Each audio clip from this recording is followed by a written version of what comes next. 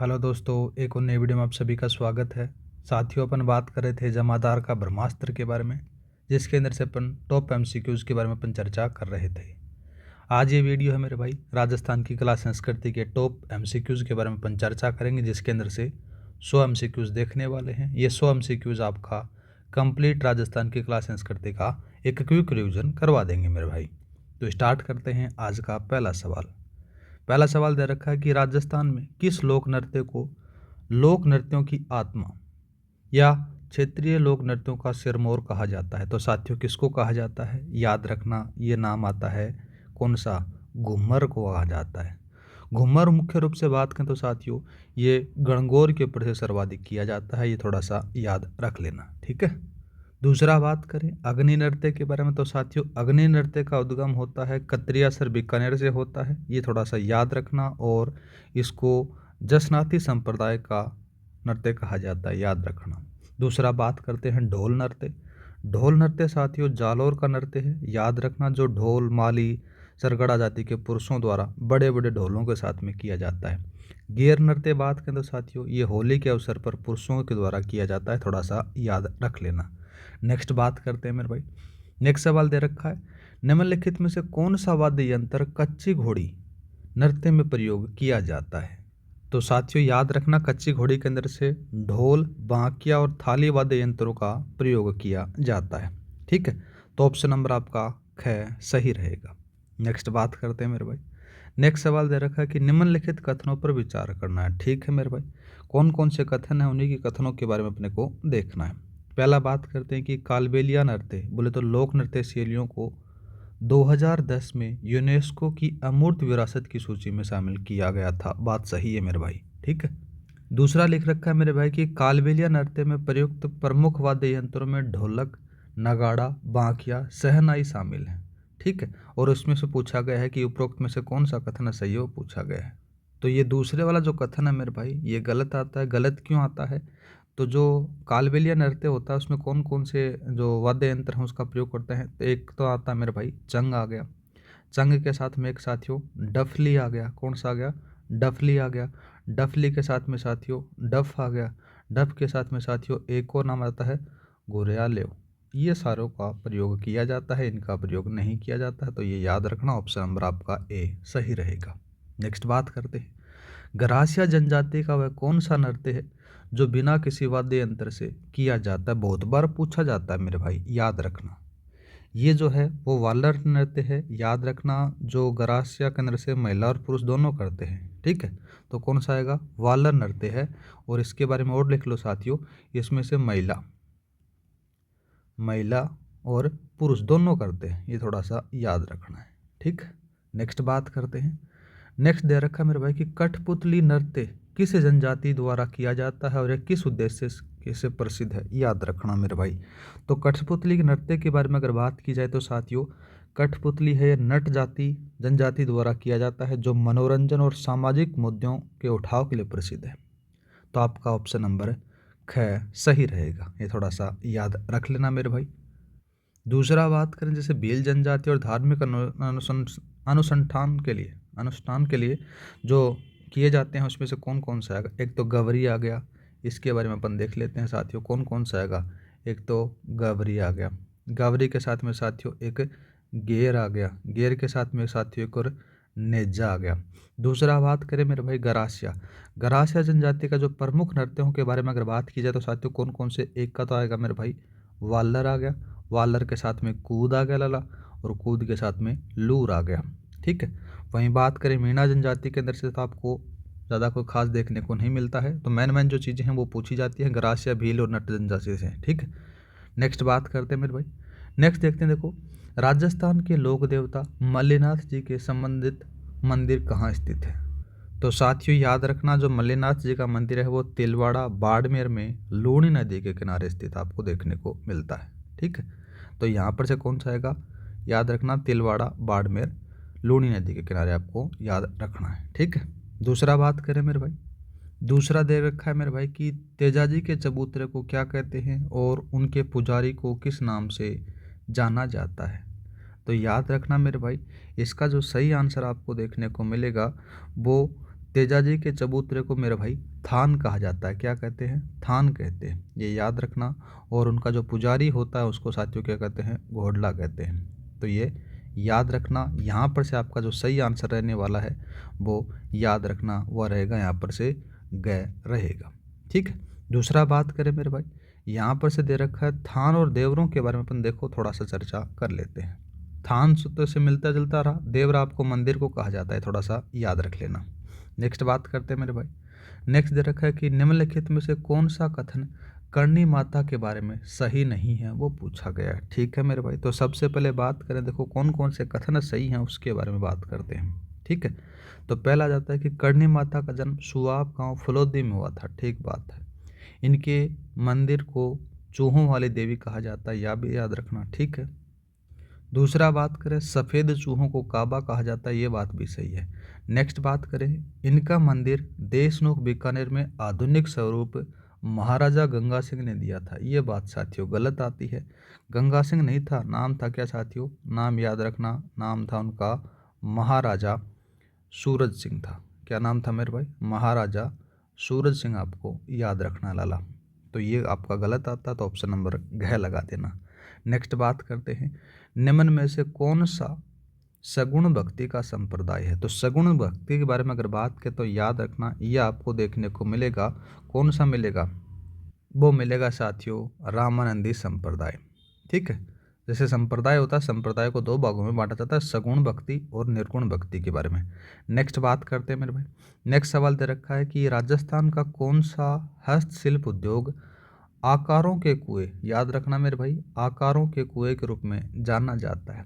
तो इसको कौन सा कहा जाता है? याद रखना, उसको कहा जाता है जो नाम आता है आकारों को, मतलब कि कुटीर उद्योग के रूप में जाना जाता है। ठीक है। और वो कौन सा ऑप्शन है उसके बारे में बात की जाए तो याद रखना वो आएगा हस्तकला और हस्तशिल्प उद्योग आएगा।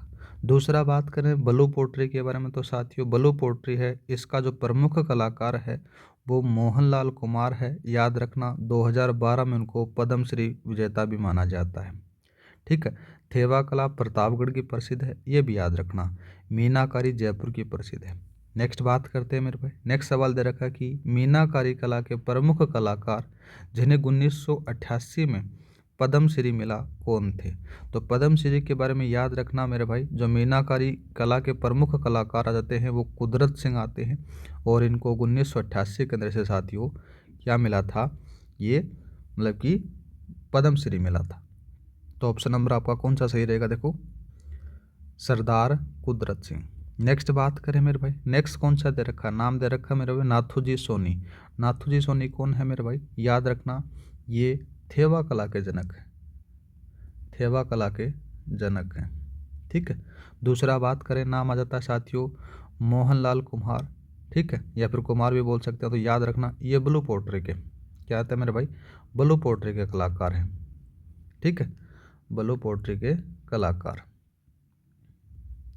नेक्स्ट बात करें मेरे भाई, नाम आ जाता है, नेक्स्ट कौन सा क्वेश्चन आ जाता है? देखो फड़ चित्रण के संदर्भ में निम्नलिखित कथनों को सम्मिलित करना है। ठीक है मेरे भाई, एक तरफ फड़ के प्रकार दे रखे हैं, दूसरी तरफ उनका स्थान विशेष दिया गया है। ठीक है मेरे भाई, सबसे पहले बात करें तो सबसे लोकप्रिय और सबसे छोटी फड़ है वो पाबूजी की फड़ आपको देखने को मिलेगी, ये लो भाई। दूसरा बात करें सबसे पुरानी फड़ है मेरे भाई, और सबसे लंबी फड़ है वो देवनारायण जी की मिलेगी। ठीक है, ये लो भाई।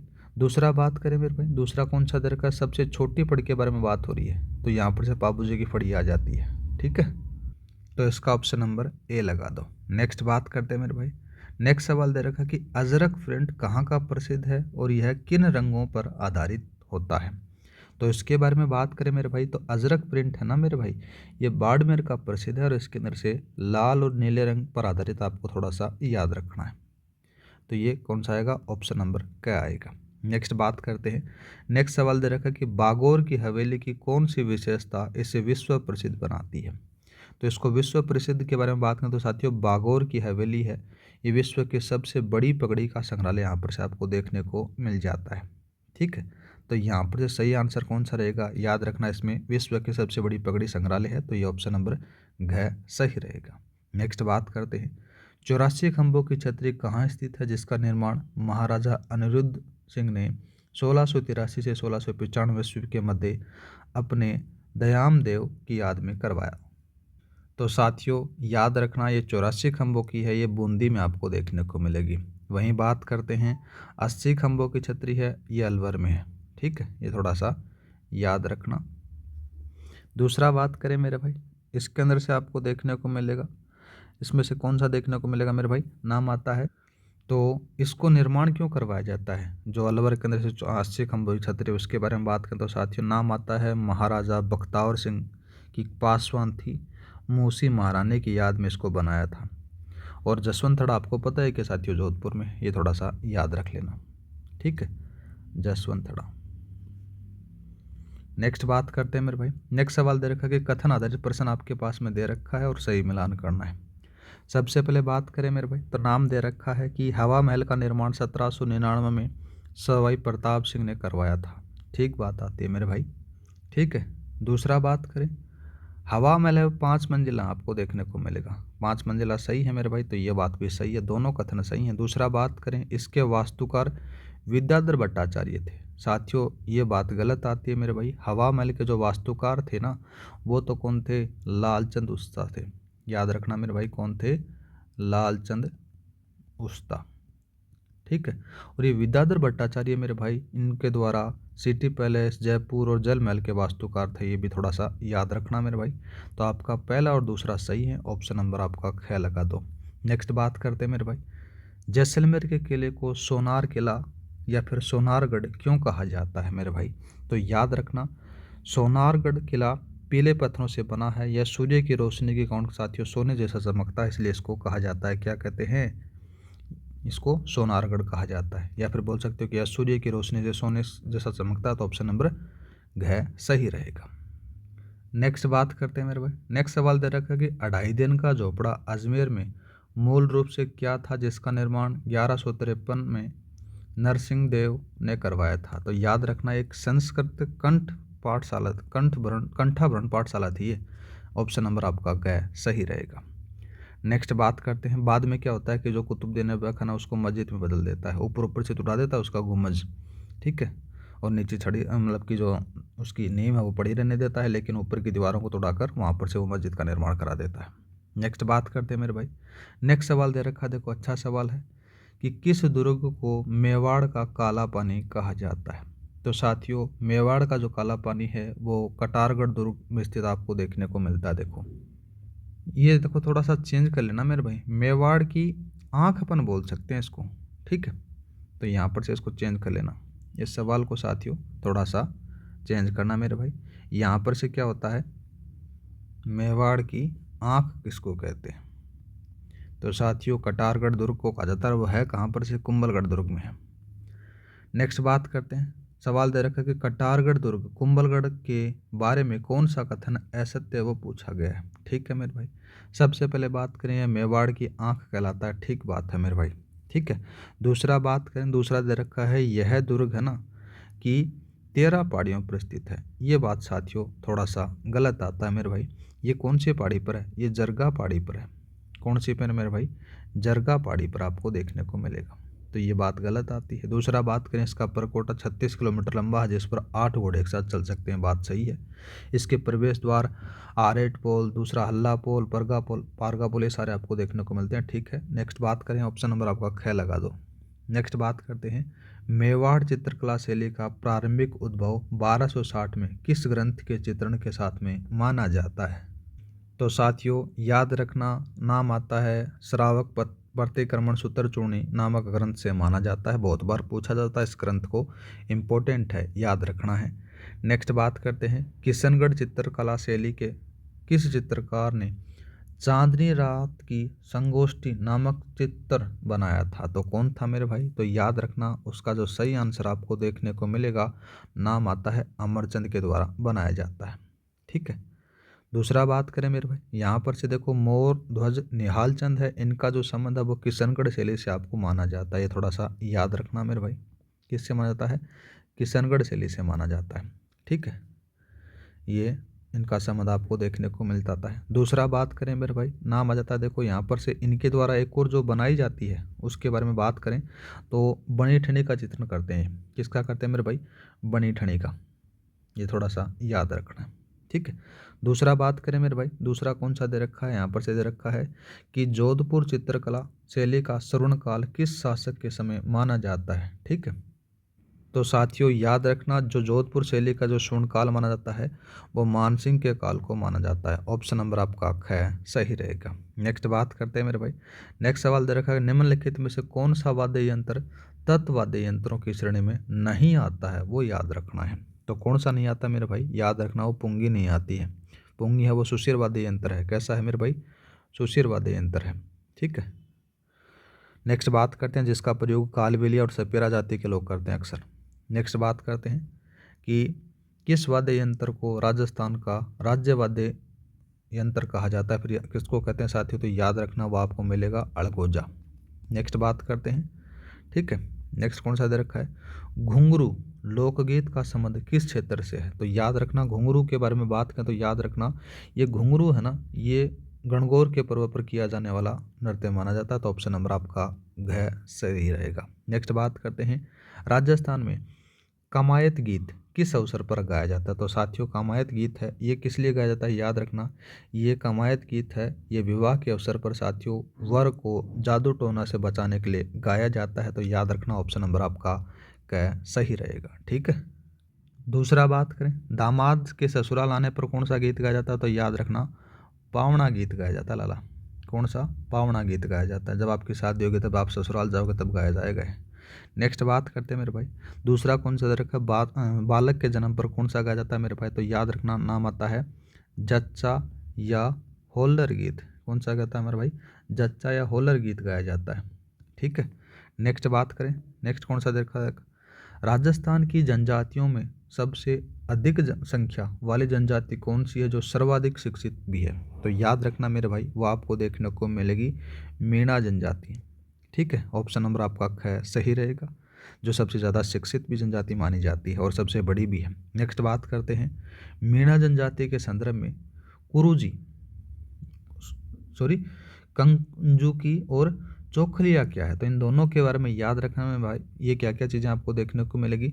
तो मीणा जनजाति के अंदर से आपको क्या देखने को मिलेगा, ये मीणा जनजाति की प्रमुख पंचायतें हैं, ये थोड़ा सा याद रखना। नेक्स्ट बात करते हैं मेरे भाई, नेक्स्ट सवाल दे रखा है कि निम्नलिखित में से कौन सा संस्कार बालक को शिक्षा के प्रारंभिक स्तर पर परिचित कराना दर्शाता है, तो वो रहेगा साथियों विद्यारंभ संस्कार। ऑप्शन नंबर ग सही रहेगा। नेक्स्ट बात करते हैं, विवाह के समय दिए जाने वाले सामान या फिर दहेज को क्या कहा जाता है, तो साथियों उसको क्या कहते हैं, याद रखना उसको ओझू कहलाता है।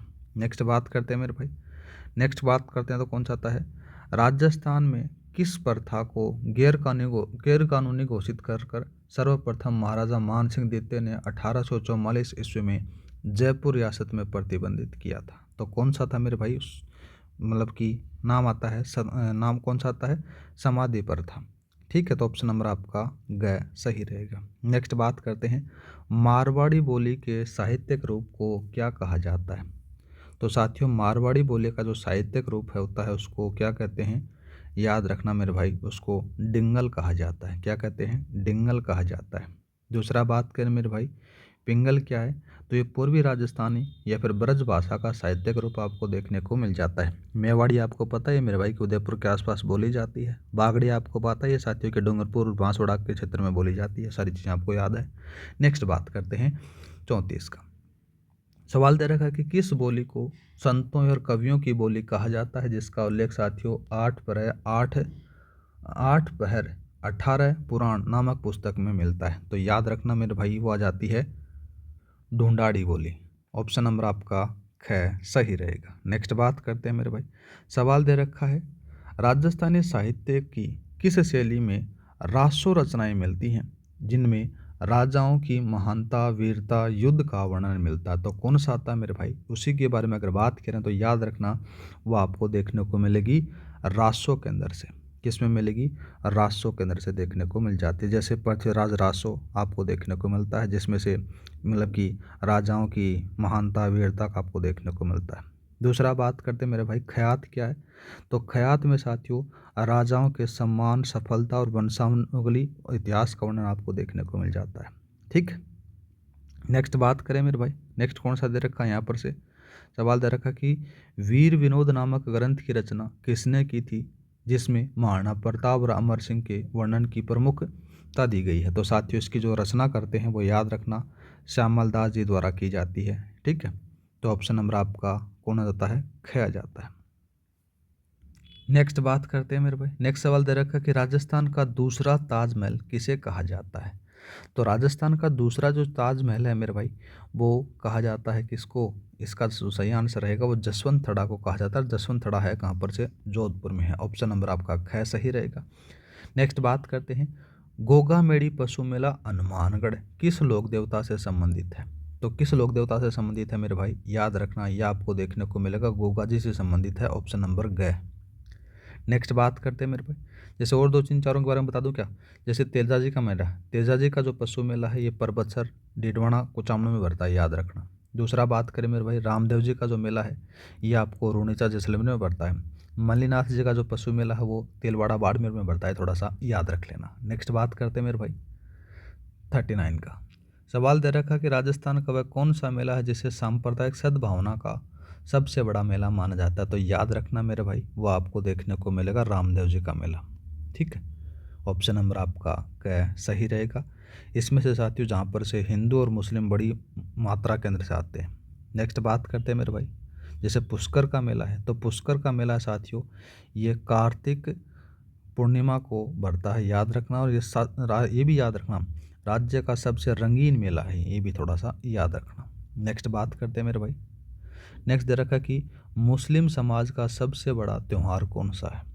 तो मुस्लिम जो समाज का जो सबसे बड़ा जो त्यौहार है मेरे भाई याद रखना वो आपको देखने को मिलेगा कौन सा, वो मिलेगा रमज़ान। ठीक, दूसरा बात करें मुहर्रम क्या मेरे भाई, तो याद रखना मुहर्रम इस महीने के अंदर से क्या होता है साथियों, मुहर्रम के महीने में साथियों 10 तारीख को क्या होते हैं कि पैगंबर मोहम्मद शाह जो हैं वो आते हैं यहाँ पर से शहीद हुए गए थे। कौन से युद्ध के अंदर से, करबला नाम आता है साथियों, करबला एक युद्ध के नाम से आता है, उसके अंदर से शहीद होते हैं। इतना ज़्यादा मेरे को खास याद नहीं है। नेक्स्ट बात करते हैं पिछवाइयाँ चित्रण किस शैली की विशेषता है और यह कहाँ का प्रसिद्ध है। तो याद रखना मेरे भाई पिछवाइयों के बारे में अगर बात करें तो याद रखना नाथ द्वारा के प्रसिद्ध है। ठीक है, नाथ द्वारा की है, मेवाड़ शैली से इसका संबंध आपको देखने को मिलेगा। ऑप्शन नंबर आपका ख सही रहेगा। नेक्स्ट बात करते हैं निम्नलिखित का मिलान करना है। एक तरफ से आपको हस्तकला दे रखी है, दूसरी तरफ आपको स्थान दिए गए हैं। ठीक है मेरे भाई, सबसे पहले बात करें देखो साथियों मथेरण कला बीकानेर की प्रसिद्ध कला। ठीक है, बलू पोट्री जयपुर की प्रसिद्ध है मेरे भाई। टेराकोटा मोलेला गांव राजसमंद की फेमस है। तो आपका ऑप्शन नंबर कौन सा सही रहेगा, याद रखना वो रहेगा क। नेक्स्ट बात करते हैं मेरे भाई, जोधपुर के महाराजा उमेद सिंह द्वारा 1928 में अकाल राहत कार्यों के तहत किस महल का निर्माण करवाया गया था जो विश्व का सबसे बड़ा आवासीय महल है मेरे भाई। तो याद रखना वो आपको देखने को मिलेगा उमेद भवन बोल सकते हो या फिर चित्तर पैलेस बोल सकते हो। ऑप्शन नंबर आपका ख सही रहेगा। ठीक है, नेक्स्ट बात करते हैं मेरे भाई। नेक्स्ट सवाल दे रखा कि रामदेव जी के संबंध में निम्नलिखित कथनों पर विचार करना है। ठीक है मेरे भाई, सबसे पहले बात करते देखो साथियों क्या दे रखा है कि उनके अन्य नामों में राम सा पीर रुणेचर और धनी पीरों का पीर शामिल है। ठीक है मेरे भाई, दूसरा बात करें रामदेव जी के मंदिर को देवरा कहते हैं और मंदिर के गुंबद की जो नाम आता है साथियों उसको क्या कहते हैं, परमालिया कहते हैं। ये बात साथियों गलत आती है। ठीक है, इसके अंदर से साथियों क्या होता है कि रामदेव जी का जो मंदिर होता है उसको देवल या देवता तो कहते हैं, और मंदिर के अंदर से साथियों जो गुंबद होता है उसके अंदर से क्या कहा गया है, याद रखना ये बात नहीं आती है, तो ये गलत आ जाता है। दूसरा बात करें उनके भक्त मेघवाल जाति के होते हैं। ठीक है, तो इसका ऑप्शन नंबर ओनली 1 रहेगा। नेक्स्ट बात करते हैं मेरे भाई, राजस्थान संगीत नाटक अकादमी जोधपुर का प्रतीक चिन्ह किस वाद्य यंत्र को माना जाता है। तो किस वाद्य यंत्र को माना जाता है, याद रखना सुरिंदा वाद्य यंत्र को माना जाता है। ऑप्शन नंबर आपका ख सही रहेगा। ठीक है, नेक्स्ट बात करते हैं। नेक्स्ट सवाल दे रखा कि किस दुर्ग को मालवा का प्रवेश द्वार कहा जाता है जिसका निर्माण अलाउद्दीन खिलजी ने खिजराबाद नाम रखने के बाद करवाया था। तो साथियों याद रखना चित्तौड़गढ़ दुर्ग को मालवा का प्रवेश द्वार, राजस्थान का गौरव, राजस्थान का सबसे बड़ा लिविंग फोर्ट कहा जाता है। अलाउद्दीन खिलजी ने साथियों उसका नाम खिजराबाद रखा था, याद रखना है। तो ऑप्शन नंबर आपका घ सही रहेगा। नेक्स्ट बात करते हैं घूंघट, घुघड़ी, इमली, पीपल और बुर्ज निम्न में से किस दुर्ग की 14 बुर्जों के नाम हैं? तो किसके नाम है मेरे भाई? याद रखना, ये आपको देखने को मिलेगी जो तारागढ़ दुर्ग है अजमेर वाला, उसमें से आपको देखने को मिल जाती है। तो ऑप्शन नंबर ग सही रहेगा। नेक्स्ट बात करते हैं मेरे भाई, सवाल दे रखा है कि गोफण क्या है? गोफण बात करें तो साथियों, गोफण के बारे में बात करें, नाम आ जाता है, वो दे रखा है मेरे भाई कि फसलों को उड़ाने और पशुओं के, इसमें वैसे तो गलत दिया गया है, इसका कथन थोड़ा सा इसमें गलत लिखा गया है। अरे एक ऐसा होता है जैसे एक आदमी खड़ा रहता है मेरे भाई, ठीक है, ये एक आदमी आ गया, इसके पास में एक लंबी सी डोरी रहती है, ठीक है, वो क्या करता है, इसके अंदर से छोटा सा पत्थर सा बांधता है और इसको चारों तरफ घुमाता है अपने, और एक स्पीड से छोड़ता है तो ये पत्थर जाकर उसके सीधा टारगेट पर लगता है एम पर। जैसे आपको जमादार प्ले की पोस्ट दिख रही है ना आपकी सिलेक्शन की, तो उस पर सीधा आपको अटैक करता है, ये वहाँ पर से जाकर उसको उड़ाने के लिए यूज़ होता है। तो आपका ऑप्शन नंबर ये रहेगा। नेक्स्ट बात करते हैं, मामादेव का कुंड किस दुर्ग में स्थित है और इस दुर्ग का मुख्य वास्तुकार कौन था? तो मामादेव का जो कुंड है मेरे भाई, ये आपको कुंभलगढ़ में देखने को मिलेगा, अगर इसका जो वास्तुकार था वो था मेरे भाई, कौन था? मंडन था। ऑप्शन नंबर आपका ख सही रहेगा। नेक्स्ट बात करते हैं, अल्बर्ट हॉल संग्रहालय जयपुर की स्थापना किस वर्ष हुई थी? इसका उद्घाटन किसने किया था?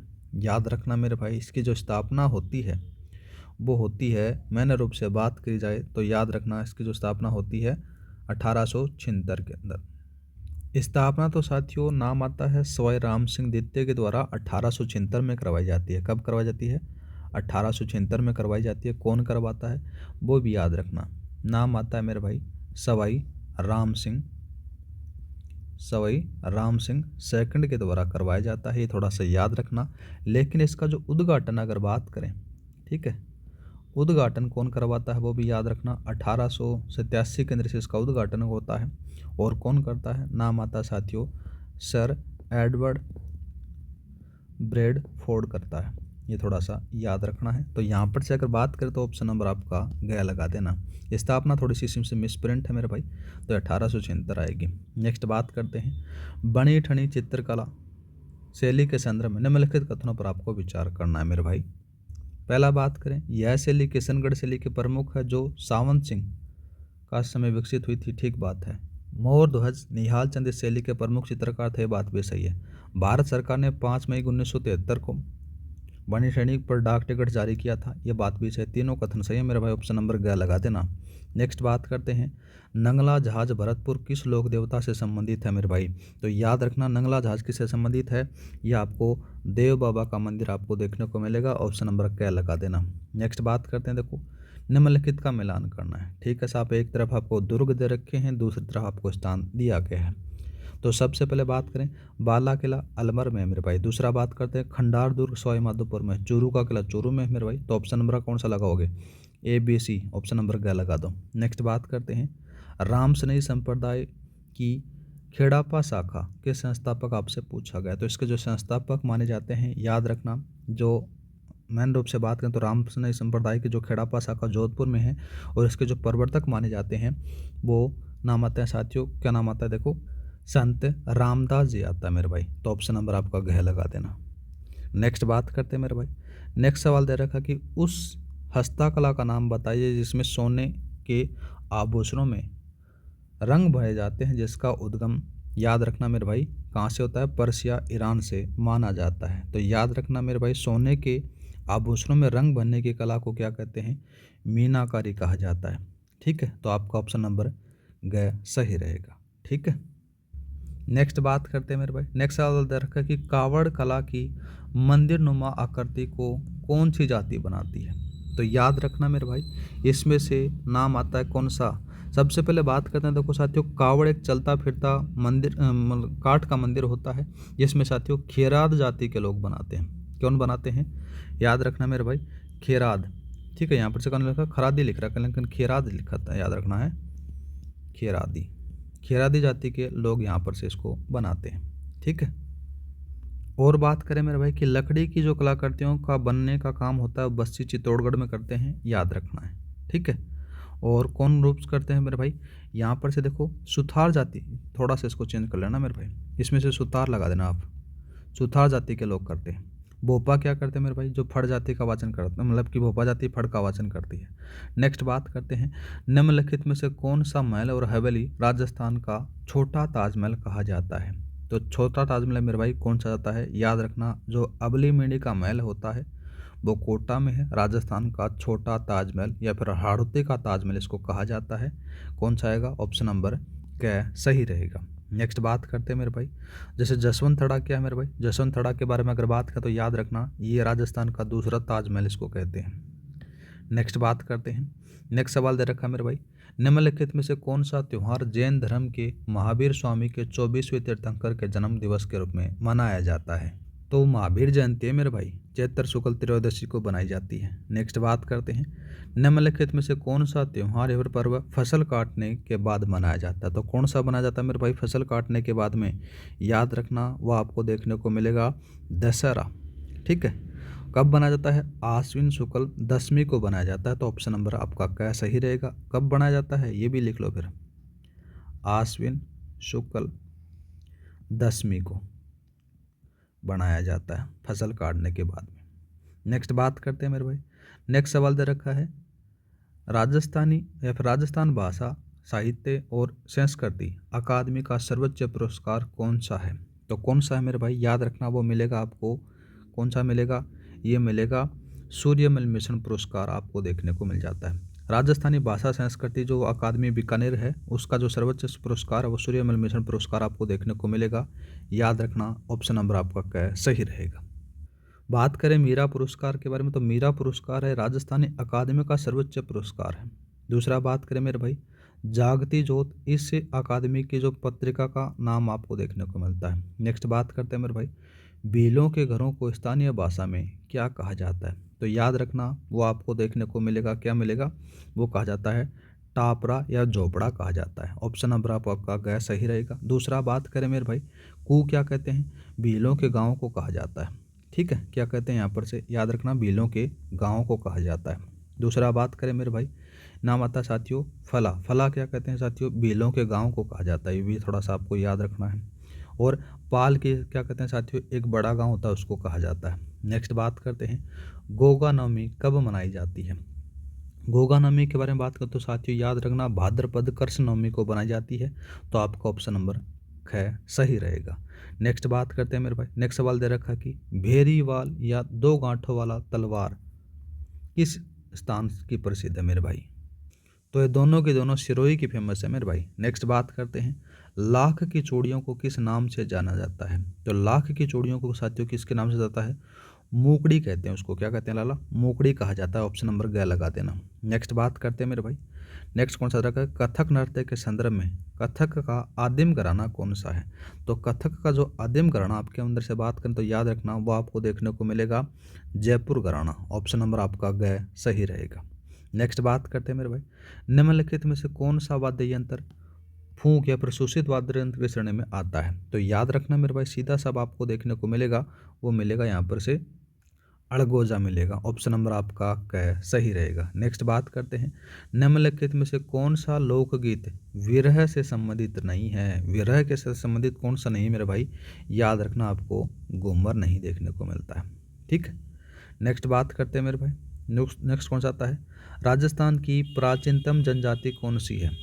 तो राजस्थान की जो प्राचीनतम जनजाति है मेरे भाई आपको याद रखनी है वो भील जनजाति है। नेक्स्ट बात करते हैं मेरे भाई, हिंदू धर्म में बालक के जन्म के 11वें दिन कौन सा संस्कार किया जाता है। तो साथियों कौन सा संस्कार किया जाता है उसी के बारे में हम बात करें तो याद रखना वो मिलेगा जातकरण संस्कार मिलेगा। नेक्स्ट बात करते हैं, केसरिया बालम पधारो हमारे देश को अंतर्राष्ट्रीय स्तर पर पहचान किसने दिलाई और यह राजस्थान का कौन सा गीत है मेरे भाई। ठीक है, तो अच्छा सवाल है। इसी के बारे में अगर बात की जाए तो याद रखना इस ऊपर वाले को थोड़ा सा चेंज कर लेना मेरे भाई, जातकर्म बताया था ना हमने, यहाँ पर से इसको नामकरण करना है। कौन सा करना है, नामकरण करना है। नेक्स्ट बात करते हैं, तो देखो ये था 70 का सवाल। केसरिया बालम पधारो हमारे देश है, ये राजस्थान का राज्य गीत है। इसे पहली बार बीकानेर महाराजा गंगा सिंह के दरबार में अल्लाह जिल्ला बाई ने गाया था, ये थोड़ा सा याद रखना है। तो ये ऑप्शन नंबर आपका ख लगा दो। नेक्स्ट बात करते हैं, निम्नलिखित में से कौन सा दुर्ग धानवी दुर्ग की श्रेणी में आता है। तो धानवी दुर्ग की श्रेणी में कौन सा दुर्ग आता है मेरे भाई, सोनारगढ़ कहलाता है जैसलमेर, जिसके चारों तरफ क्या साथियों रेत के टीले भरे हुए हैं, इसलिए इसको धानवी की श्रेणी में रखा गया है। ऑप्शन नंबर आपका ग लगा दे लाला। नेक्स्ट बात करते हैं, राजस्थान की वह हवेली जिसमें से 7 मंजिलें थी, लेकिन ऊपरी 2 मंजिलें जिसमें रंग महल और शीश महल को लकड़ी से बनी होने के कारण हटा दिया गया, कौन सी है। तो साथियों याद रखना जैसलमेर की सालेम सिंह की हवेली है। ऑप्शन नंबर आपका ख सही रहेगा। नेक्स्ट बात करते हैं, पोमचा का अर्थ क्या है और यह राजस्थान के किस क्षेत्र में पीला पोमचा के नाम से प्रसिद्ध है मेरे भाई। ठीक है, तो साथियों याद रखना पोमचा का अर्थ होता है कि फूल पत्तियों से युक्त जो ओढ़नी होती है वो होती है। और शेखावाटी क्षेत्र में साथियों परशुदा महिला होती है, वो इस रंग की ओढ़नी ओढ़ती है, जिसको साथियों क्या कहते हैं, पीला पोमचा कहा जाता है। ऑप्शन नंबर आपका ख सही रहेगा। नेक्स्ट बात करते हैं, राजस्थानी भाषा की बाइबल किस कृति को कहा जाता है। तो साथियों किसको कहा जाता है, याद रखना वेरी किशन रुक्मणी ख्यात है वो पृथ्वीराज राठौड़ के द्वारा रचना की है, तो यह माना जाता है वेली किशन रुक्मणी है। ये ऑप्शन नंबर आपका ख सही रहेगा। नेक्स्ट बात करते हैं मेरे भाई, नेक्स्ट कौन सा दे रखा है, नेक्स्ट दे रखा है कि चैत्र शुक्ल अष्टमी को केला देवी के भक्तों द्वारा कौन सा गीत गाया जाता है। तो कौन सा गीत गाया जाता है मेरे भाई, याद रखना वो लांगुरिया गीत गाया जाता है। ठीक है, ऑप्शन नंबर आपका ख सही रहेगा। नेक्स्ट बात करते हैं, निम्नलिखित को मिलान करना है। ठीक है मेरे भाई, तो सबसे पहले बात करें तो भैंसरोरगढ़ राजस्थान का वेल्लोर इसको कहा जाता है। ठीक है, गागरोन दुर्ग तो जल दुर्ग की श्रेणी में सबसे बढ़िया उदाहरण यही माना जाता है। सिवाना दुर्ग जालोर दुर्ग की श्रेणी ये आ जाती है। ABC कौन सा है, ऑप्शन नंबर आपका पहला लगा दो। नेक्स्ट बात करते हैं, अचलगढ़ दुर्ग माउंट आबू में कौन सा महल यहाँ पर मंदिर स्थित है। तो साथियों याद रखना सावन भादो महल आपको देखने को मिलेगा। अबड़ी मीणी के महल के बारे में बात करें तो साथियों कोटा में है। खाटू श्याम जी बात करें तो सिक्कर में जाता है। मामादेव कुंड है वो कुंभलगढ़ में है। नेक्स्ट बात करते हैं मेरे भाई, राजस्थान के किस महल को मेवाड़ का खजुराहो कहा जाता है। तो मेवाड़ का जो खजुराहो है उसको कहा जाता है, याद रखना यह आपको देखने को मिलेगा जग मंदिर को कहा जाता है। नेक्स्ट बात करते हैं मेरे भाई, साहित्यक अकादमी की स्थापना कब हुई थी। जो इस संस्था का सर्वोच्च पुरस्कार मीरा पुरस्कार है वो आपसे पूछा गया है। तो इसकी जो स्थापना होती है मेरे भाई ये 18 जनवरी 1958 को होती है। ऑप्शन नंबर आपका ख सही रहेगा। ठीक है, नेक्स्ट बात करते हैं, राजस्थानी भाषा के लिए सर्वप्रथम राजस्थानी शब्द का प्रयोग किसने किया। तो साथियों 1912 के अंदर से जॉर्ज अब्राहम गिरियसन के द्वारा इसका प्रयोग किया जाता है। याद रखना इसके अंदर से ऑप्शन नंबर आपका ग सही रहेगा। नेक्स्ट बात करते हैं मेरे भाई, दाबू प्रिंट के संदर्भ में निम्नलिखित को मिलान करना है। ठीक है मेरे भाई, तो सबसे पहले बात करें दाबू प्रिंट के अंदर से तो सबसे पहला नाम आता है मोम का दाबू। मोम का दाबू साथियों सवाईमाधोपुर का है। दूसरा बात करते हैं गेहूं के विधान का दाबू, तो साथियों ये कहाँ से है, बगरू सांगानेर से आता है। और मिट्टी का दाबू साथियों बालोतरा से आपको देखने को मिल जाता है। तो ऑप्शन नंबर कौन सा लगा दोगे, ABC ऑप्शन नंबर ग लगा दोगे। नेक्स्ट बात करते हैं, मावट किस वाद्य यंत्र से संबंधित है। मावट साथियों अनवद वाद्य यंत्र से संबंधित है। ऑप्शन नंबर ग सही रहेगा। नेक्स्ट बात करते हैं, निम्नलिखित में से दाम्पत्य जीवन की प्रेम कहानी पर आधारित युगल नृत्य कौन सा है। यह मिलेगा आपको संकरिया। ठीक है, नेक्स्ट बात करते हैं, हल्दी पट्टी संग्रहालय, थोड़ा सा इसको गलत लिखा गया मेरे भाई, क्या देखो हल्दी घाटी है, हल्दी घाटी संग्रहालय कहाँ स्थित है, जिसका उद्देश्य महाराणा प्रताप के जीवन की घटनाओं को संरक्षित करना है। तो जो हल्दी घाटी के बारे में अगर बात करें तो साथियों ये आपको कहाँ पर से देखने को मिलेगा, राजसमंद में। ऑप्शन नंबर आपका ख सही रहेगा। नेक्स्ट बात करते हैं मेरे भाई, नेक्स्ट सवाल दे रखा है, राजस्थानी चित्रकला का वैज्ञानिक विभाजन सर्वप्रथम किसने 1916 में किया था। तो किसने किया था मेरे भाई, 1916 के अंदर से नाम आता है आनंद कुमार स्वामी के द्वारा कहता है। ऑप्शन नंबर ग लगा दो। नेक्स्ट बात करते हैं, राजस्थान में दासी प्रथा पर रोक लगाने वाला प्रथम शासक कौन था। तो प्रथम शासक के बारे में बात करें जो दासी प्रथा पर रोक लगा देता है मेरे भाई, तो नाम आता है साथियों 1853 की बात आती है। 1853 के अंदर से नाम आता है साथियों किसके द्वारा, महाराणा स्वरूप सिंह के द्वारा इस पर रोक लगा दी जाती है। ऑप्शन नंबर आपका क सही रहेगा। नेक्स्ट बात करें मेरे भाई, देखो एक और लिख लो फिर, नाम आता साथियों महाराजा मान सिंह द्वितीय जो जयपुर के द्वारा साथियों इनके द्वारा कौन सी जो है 1844 के अंदर से, कब 1844 के अंदर से साथियों समाधि प्रथा ने समाधि प्रथा, इस पर रोक लगा दी, प्रथा पर रोक लगाई थी। ठीक है, नेक्स्ट बात करते हैं तल्लीनाथ जी का मुख्य मंदिर कहाँ स्थित है। तो साथियों याद रखना तल्लीनाथ जी का जो प्रसिद्ध मंदिर है वो पांचोटा जालोर में है। ऑप्शन नंबर आपका क्या सही रहेगा। नेक्स्ट बात करते हैं लोक नृत्य गौरी के संदर्भ में निम्नलिखित कथनों पर आपको विचार करना है। ठीक है मेरे भाई, कौन कौन से कथन सही हैं उसके बारे में अपने को देखना है। तो पहला बात करते हैं यह भीलों द्वारा भाद्र कृष्ण एकादशी से शुरू होकर 40 दिन तक चलता है। ठीक बात है। दूसरा बात करें यह शिव भस्मासुर की कहानी पर आधारित है। बात भी सही है, शिव पार्वती पर आधारित है। दूसरा बात करें पार्वती के पात्र को साथियों राइया कहते हैं। ये बात साथियों गलत आती है, राइया थोड़ी कहते हैं। तो याद रखना अम्बा कहा जाता है। क्या कहते हैं? अम्बा। तो ये बात गलत आती है। पहला दूसरा सही है मेरे भाई, तो ऑप्शन नंबर क्या लगा दे। नेक्स्ट बात करते हैं श्रृंगार चौरी मंदिर किस दुर्ग में स्थित है, इसका निर्माण किसने करवाया था। तो श्रृंगार चौरी के बारे में बात करें तो साथियों याद रखना है चित्तौड़गढ़ दुर्ग में स्थित है और इसका जो निर्माण करवाया था कुंभा के द्वारा करवाया जाता है। ठीक है, तो ऑप्शन नंबर आपका ख लगा दो। नेक्स्ट बात करते हैं राजस्थान का वह कौन सा दुर्ग है जिसके बारे में अबुल फजल ने कहा था कि यह दुर्ग जहां पहुंचने के लिए पत्थर बिठाकर ऊपर चढ़ना पड़ सकता है। तो वो था साथियों सोनारगढ़ दुर्ग जैसलमेर का। नेक्स्ट बात करते हैं निम्नलिखित में से कौन सा आभूषण कान से संबंधित नहीं है। तो कान से नहीं है मेरे भाई, लूम नहीं है। ठीक है, ये याद रखना, लूम आपको नहीं देखने को मिलता है। नेक्स्ट बात करते हैं नाहरगढ़ सूरदर्शनगढ़ का निर्माण किसने करवाया और इसका निर्माण कब हुआ। ये बात भी थोड़ा सा अच्छा सवाल है मेरे भाई। तो याद रखना इसका जो निर्माण करवाते हैं वो सवाई जयसिंह हैं, वो 1734 में इसका आपको देखने को मिलेगा। ऑप्शन नंबर ख सही रहेगा। नेक्स्ट बात करते हैं राजा कल्पद्रुम नामक ग्रंथ की रचना किसने की थी। तो किसने की थी मेरे भाई, याद रखना वो आपको देखने को मिलेगा कर्षणानंद व्यास के द्वारा। ऑप्शन नंबर ख सही रहेगा। नेक्स्ट बात करते हैं निम्नलिखित में से कौन सा वाद्य यंत्र दो नदियों गंगा और यमुना के मिश्रण से बना हुआ है। तो कौन सा है मेरे भाई, याद रखना आपको देखने को मिलेगा, इसको हटा देना मेरे भाई। नेक्स्ट देखते हैं ये वाला सवाल है तत्वाद्य यंत्रों में सर्वश्रेष्ठ माना जाने वाला यंत्र कौन सा है मेरे भाई, याद रखना सारंगी है।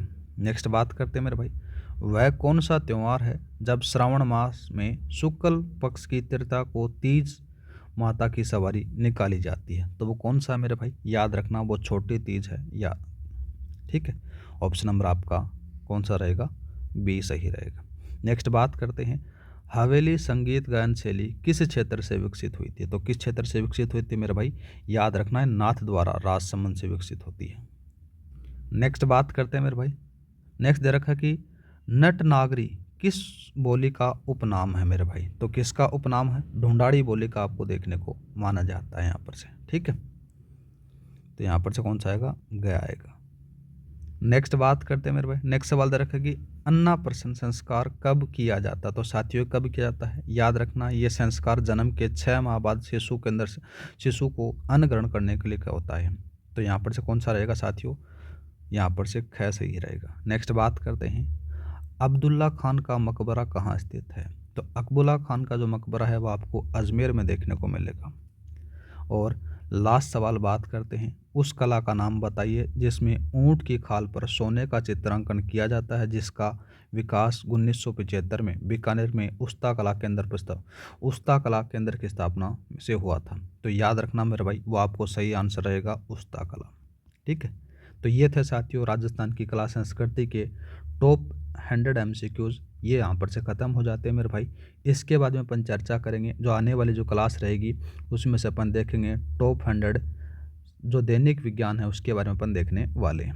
ठीक है, जो कंप्यूटर वाला जो टेक्निकल वाला पार्ट है उसको अपन अलग से करेंगे, लेकिन जो साइंस वाला पार्ट है ठीक है इसको अपन अलग से करने वाले हैं। 100 MCQ जिसकी क्लासेस अगली क्लास आपको मिलेगी और इस क्लास की जो PDF है वो आपको टेलीग्राम पर मिल जाएगी। टेलीग्राम का लिंक डिस्क्रिप्शन में दे रखा है, वहाँ पर जाकर आपको साथियों हर क्लास की PDF मिल जाती है।